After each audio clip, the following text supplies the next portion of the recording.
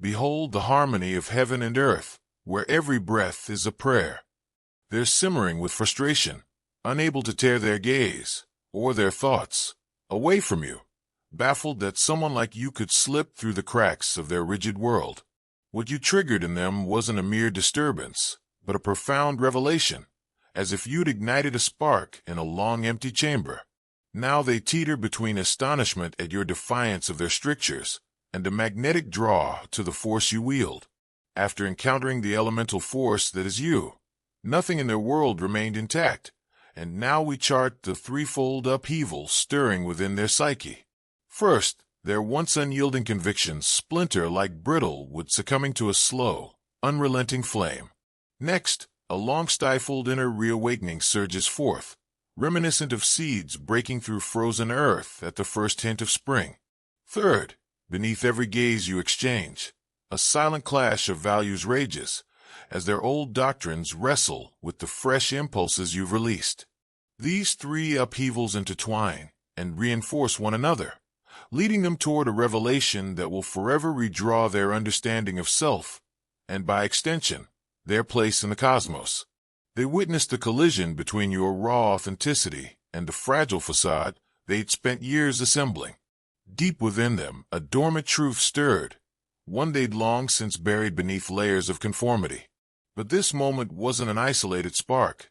You know the signs, the way conversations falter and recalibrate the instant you step into a room, how your presence both lures and unsettles, and the strange cocktail of reverence and resentment flickering in their expressions. This isn't happenstance. It's the inevitable consequence of a chosen one moving through a sea of slumbering souls who are just beginning to remember what true wakefulness feels like. They are uncomfortable with the awakening process you set off. It's unsettling, overwhelming, and occasionally even painful, like being startled out of a deep slumber by bright light. They've been used to the gloomy dusk of their tainted lives, and your brilliant genuineness is like gazing straight into the sun. Their first reaction is to turn away and withdraw into the cozy shadows of their accustomed routines. But even if it hurts to see so plainly, something deeper keeps bringing their eyes back to you. When your genuineness clashed with their performance, the first fissure in their facade emerged. These individuals have spent years, if not decades, creating self-images that are intended to influence, control, and impress. For maximum impact, every action is practiced, every emotion is planned, and every phrase is chosen with care.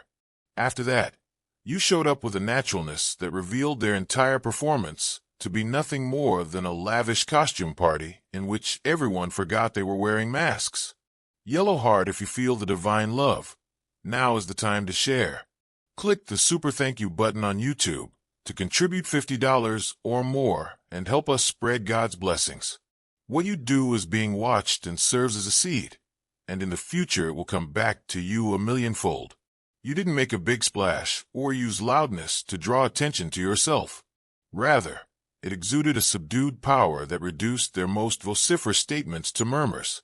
You only lived as a living example that genuine power originates within, while they rushed to establish their value through accomplishments, relationships, and well-constructed identities. Their confidence, which they had taken for true strength, crumbled like sandcastles meeting the tide because of the stark and unmistakable contrast. The thing that disturbed them the most was how easily you struck. They had studied how to construct perceptions, control environments, and compute reactions for their whole lives. And yet here you were, changing whole atmospheres just by inhaling them. Like the warmth of a fire, your influence came from within you and wasn't created via strategy or technique. Their learned actions were shown to be artificial by this natural magnetism, which also demonstrated the amount of energy they had been squandering on unnecessary performances. They needed to prepare for what was about to happen, which is why their illusion collapsed. The second pattern was able to establish itself because of every fissure in their facade. Their defenses had to be taken down, their facades broken, and their souls exposed and vulnerable before the ancient awakening could start. Your genuineness was methodically tearing down the walls they had erected to hide their own truth, not only exposing their masks. When your energy started to awaken latent aspects of their spirits, that was the second epiphany.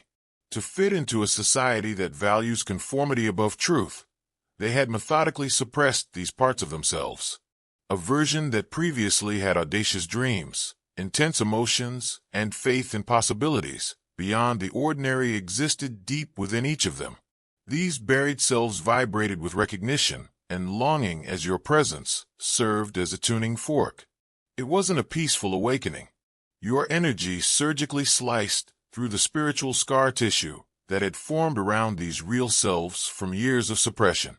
The weight of every concession they had made, every ambition they had given up, and every truth they had compromised in the name of acceptance suddenly became apparent to them.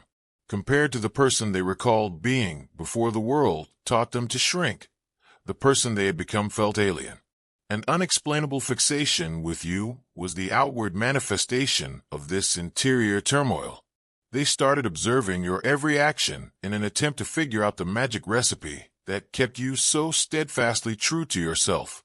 In an attempt to unravel the secret of your unwavering authenticity, they examined your relationships, your words, and your decisions. They failed to realize that authenticity can only be regained. It cannot be reverse-engineered. Their methodical endeavor to comprehending you demonstrated their detachment from their own innate knowledge. They were attempting to distill your essence into a collection of repeatable actions by solving you like a mathematical equation. The very thing that had initially distanced them from their true selves was this mechanical way of thinking. Instead of viewing life as an event to be lived, they had learned to view it as a problem to be addressed, and your presence was making them face the limitations of this mindset. Your support of $70 revitalizes souls like the season that brings forth buds from dry branches. Their analysis's futility started to reveal something surprising: humility. They began to realize that possibly the most potent things in life couldn't be understood by dissection after innumerable fruitless attempts to unravel your mystery. Maybe authenticity was something to be sensed and experienced rather than calculated and reproduced, more akin to music than mathematics. Their return to their own lost wisdom began with this change from analysis to appreciation. However, they were unaware of the reason behind their devotion. They were instinctively learning what it looked like to be free every time they spent observing you. Their souls were soaking in the sensation of seeing someone who had never compromised their own essence, while their analytical minds were attempting to analyze your power. They would eventually have to decide between their cozy lies and the uncomfortable reality as a result of the internal conflict this discrepancy between spiritual recognition and mental resistance caused. When their conventional manipulation techniques totally failed, the third shock wave struck. These were folks who were used to using psychological coercion, guilt trips, and emotional blackmail to get what they wanted. They had mastered the art of instilling self-doubt, challenging others' preconceptions, and finally gaining their consent. Before they attempted to use it on you, their arsenal of manipulation techniques had never let them down. You responded to their games with something even more destructive than defensiveness or rage: total indifference. You didn't fall for their ruse, resist their provocation, or participate in their drama.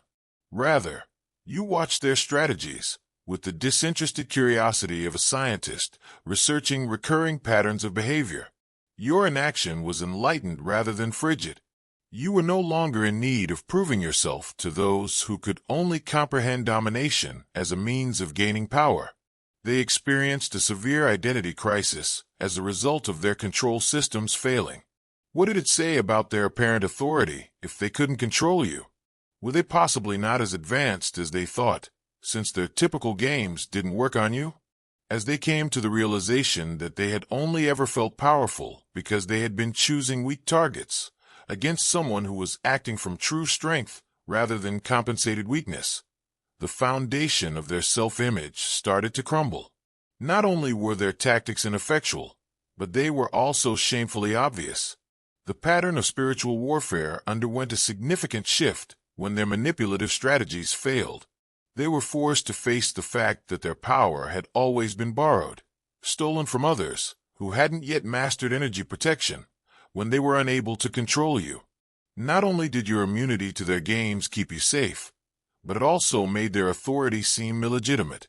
The next step in their awakening process would depend on this exposure. Your relationship with boundaries was the fourth factor that broke their poise.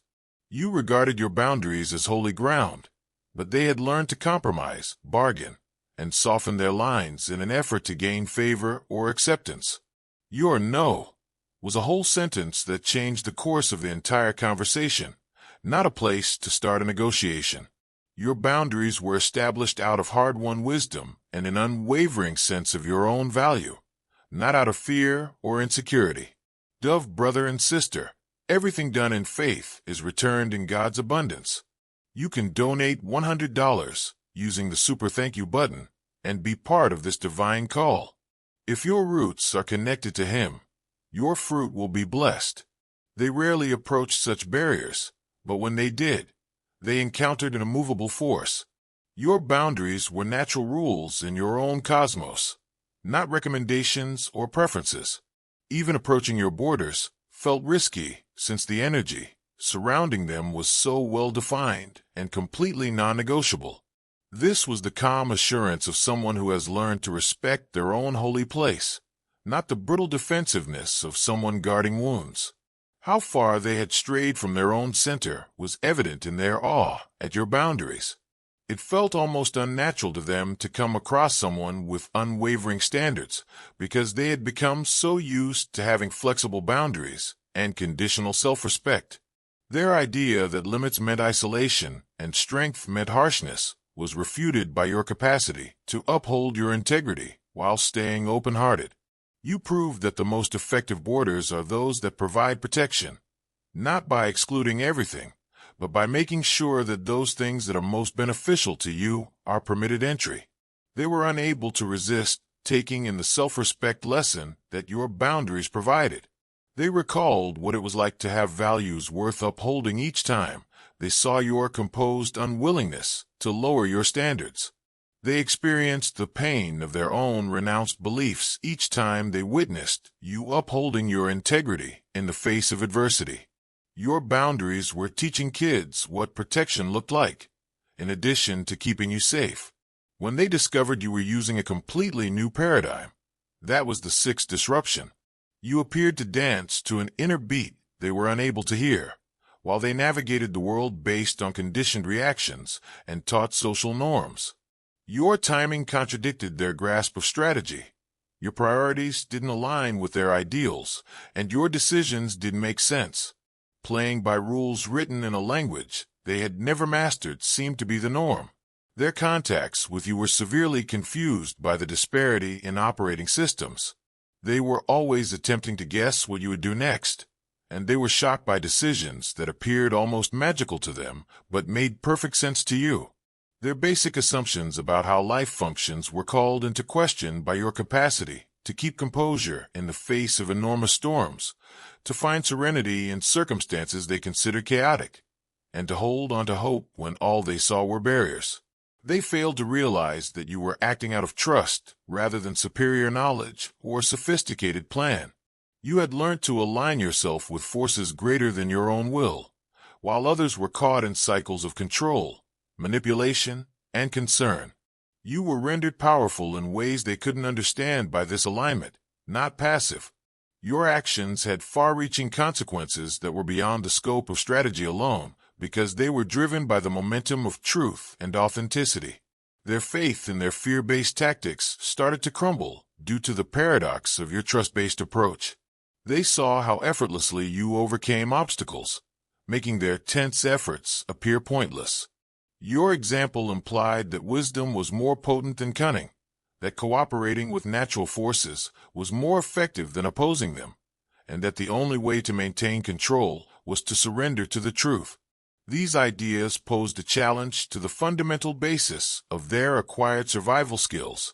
When they attempted to classify you and failed miserably, that was the sixth discovery.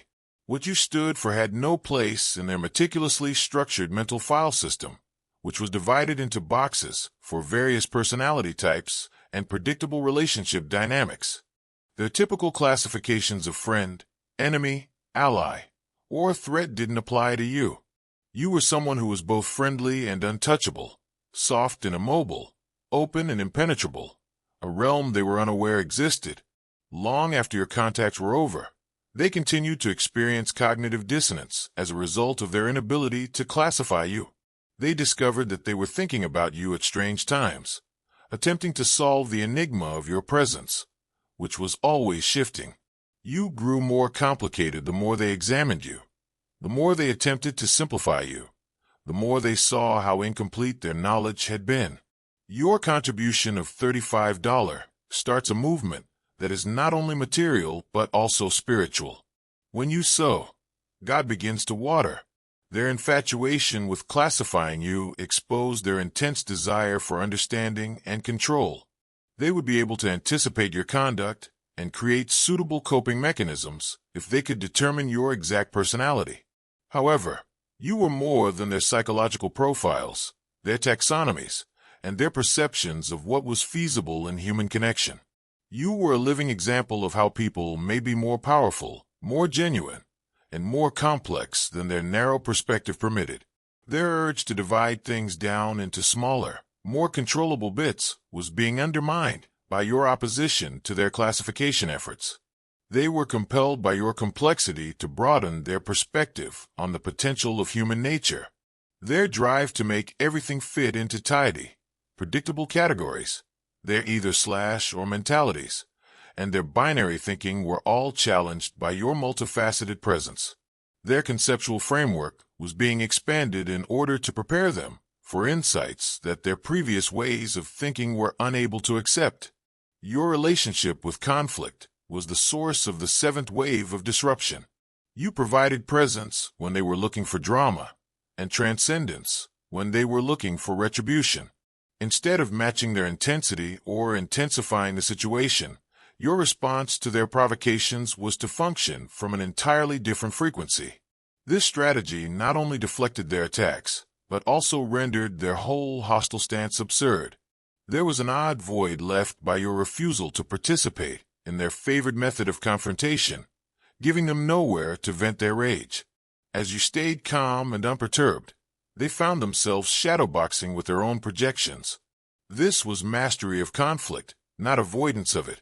Most wars are beneath your dignity to wage, you had discovered. They couldn't help but watch as conflict was transformed into transcendence, a masterclass in genuine power.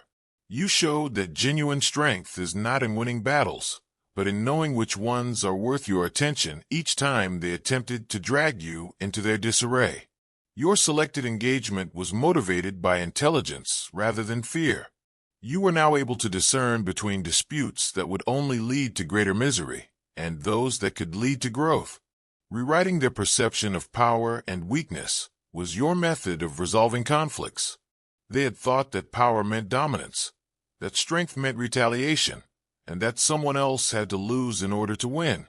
Your example implied that the greatest triumphs were those in which everyone could win, that true power was the ability to turn bad energy into positive consequences, and that the highest type of strength was the capacity to maintain composure in the face of outside chaos.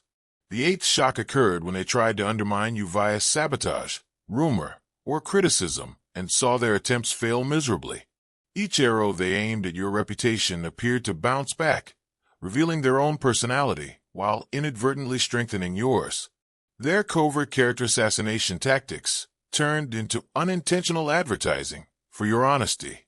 Others could see the difference between your poise under duress and their desperate attempts to destroy you more clearly the harder they attempted to bring you down. They had never encountered the phenomena of public accountability for their private intents, which resulted from this reversal of their offensive tactic. Their plans, which were typically very successful in the dark, were exposed by your sincere answer. You just kept being yourself instead of defending yourself with arguments or justifications, and that constancy was more powerful than any retort could have been. When their smear campaigns failed, they were forced to face the horrifying idea that the cosmos itself might be working in your favor. Every falsehood they told appeared to provide room for the truth to come to the fore. They seemed to reroute you toward even better results with each impediment they put in your way. Glowing star, if you want to witness God's miracles, act now. Contribute $100 or more through Super Thank You on YouTube. Your offering is like a seed that comes back to you when planted. Let His light illuminate your steps. Every donation is an echo in His plan. Their attempts to curse you ended up benefiting you, and this reversal of causation called into question their basic conception of how power functions in the world. Their conception of justice and consequences started to change as a result of this cosmic protective pattern. They understood that their attacks on you were not only failing, but also having the exact opposite effect of what they had hoped for. This reversal made them think that maybe the cosmos worked on principles they had never comprehended, that results were governed by spiritual physics laws that were beyond the scope of their material intellect. When they discovered you were accessing information they couldn't see, it was the ninth disruption. There was an uneasy feeling that they were open to you in ways that no one else had ever seen because of your understanding of their motivations, your capacity to see past their facades, and your extraordinary gift for interpreting the passion behind their words. You seemed to hear not only what they said, but also what they were trying to conceal, what they feared, and what they meant. They were unprepared for the extreme vulnerability this openness brought about in your presence. The armor of pretend they usually wore felt flimsy and useless. They couldn't get rid of the impression that, despite their titles, accomplishments, and meticulously crafted identities, you could see right through to the heart of who they truly were. At the same time, they feared and yearned for this degree of visibility. It was a natural consequence of learning to see clearly through your own illusions, not a superhuman skill that allowed you to see truth beneath layers of deceit. First, your quest for authenticity had honed your senses to the point where you could see through other people's masks as clearly as a masquerade ball outfit. You did not use this clarity as a weapon. Rather, it was an inevitable consequence of your own spiritual development.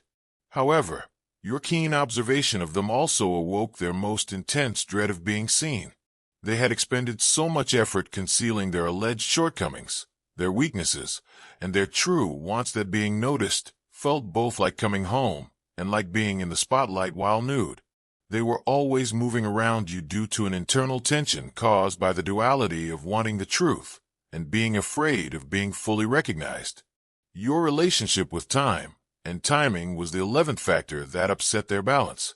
You walked with a rhythm that seemed tied to greater cycles that they were unable to discern, whereas they were continually rushing toward ambitions or fleeing from concerns. Your patience was strong, not passive. Your timing was in sync, not by chance. Their desperate attempts appeared to be the flailing of swimmers, battling currents you were familiar with because of your ability to wait for the ideal moment and then act with flawless accuracy. It seemed as though you were functioning based on information they were not able to access because of this disparity in temporal awareness. Your choices appeared to take into consideration elements they were unable to compute, variables they were unable to observe, and potential outcomes they were unable to envision. You appeared to be playing chess with an awareness of upcoming movements, while they were playing checkers with the pieces that were visible on the board. Trust was the source of your temporal advantage, not magic.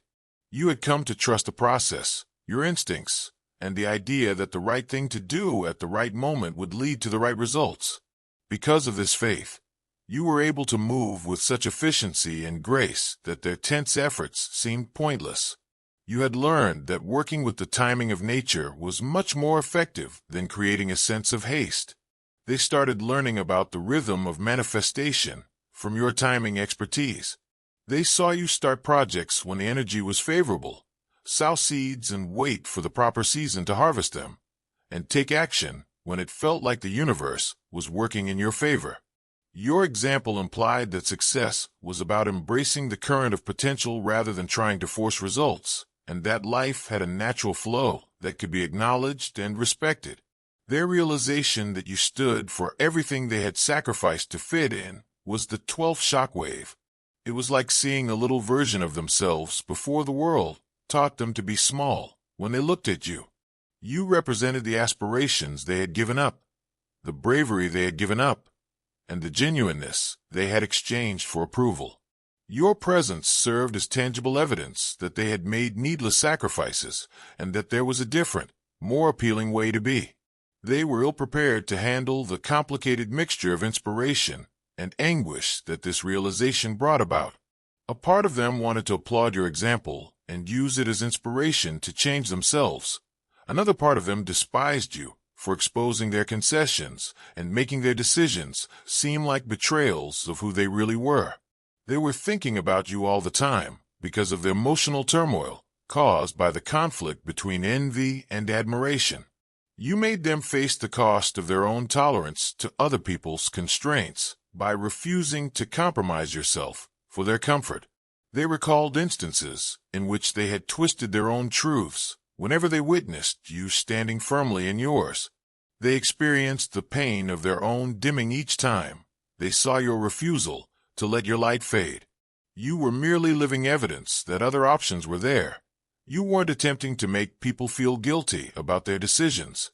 Remembering who they really were wasn't a smooth or easy process. It came in waves, epiphanies interspersed with resistance, glimmers of their actual selves obscured by a dread of change. On certain days, your example motivated them to take off their masks and face their truth. On other days, they preferred the known agony of restriction to the uncharted realm of freedom because they were overpowered by the extent of the change that was necessary. If you plant a $60 seed of love, every branch that rises from that seed carries hope to someone else. The understanding that you weren't merely different, but that you were functioning from a completely separate plane of existence was the 12th and last component of their disruption. You appeared to be involved in creation, service, and transformation, whereas others were preoccupied with survival, competitiveness, and accumulation. Not only were your priorities different from theirs, but they fell under an entirely other area of interest. Because you were occupied with a game they were unaware existed, you weren't playing theirs. This insight made them face the prospect that there were more layers of meaning and purpose in life than they had previously thought. Your presence implied that they had never experienced depths of fulfillment, types of power they had never dreamed of, or methods of being human they had never investigated. It was both exciting and frightening that these possibilities existed. Exciting because it meant they had more options than they had thought, and frightening because it meant they had been living well below their potential. You demonstrated to them by your example that the life they had come to accept as usual was actually a very small portion of what was conceivable. You were fulfilled in addition to being successful. You were at peace in addition to being self-assured. You were free in addition to being strong. They had been settling for fake versions of what they truly desired, as these differences showed. Something extraordinary started to occur as these factors came together to form the ideal storm of their obsession with you. They began to react differently to the very characteristics that had first alarmed and unnerved them. Their terror turned into interest, their animosity into respect, and their resistance into wonder.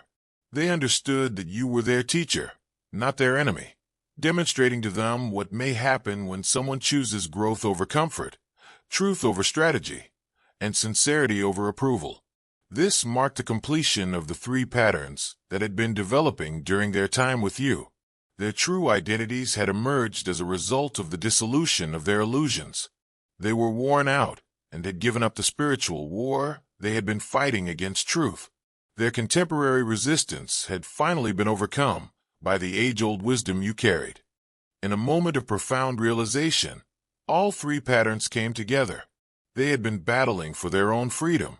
Now that you see that their initial surprise at your presence was actually their soul's realization of its own potential, the circle completes itself. Chosen one. They were captivated by your bravery in being imperfectly real in a society that celebrates flawless illusion, not by your perfection. It wasn't your might that astounded them, but rather your readiness to utilize it for the sake of truth, rather than dominance. The aspect of themselves that recalled what it was like to be totally alive, totally genuine, and unafraid of their own brightness, was the focus of their infatuation with you. Not you at all. You turned into the mirror that reflected not just their true selves, but also their true selves from the beginning. They now realized that you didn't come to upend their world. Rather, you came to show them that it was far bigger than they had ever dared to think, as they find themselves at the intersection of their previous life of limitations and a new life of possibilities. Their appreciation for your example now takes the place of a story that started with their surprise at your existence. What began as disturbance turns into enlightenment. What first appeared to be turmoil turns out to be the ideal impetus for their own development. In reality, the seemingly devastating illusion breakdown was a prelude to restoration. In reality, the great spiritual battle was the birth pains of their true identities. When they stopped fighting it, the ancient awakening that appeared impossible became inevitable. Finally, as the chosen one, you realize that your greatest gift to the world is not your perfection, but rather your permission for others to realize their own greatness and fully embrace their true selves. No matter how lengthy the detour has been, the journey home to authenticity is always worthwhile, and your being is evidence that transformation is possible and awakening is available. These three patterns that cause such turmoil in their lives have resolved into a single harmonious reality.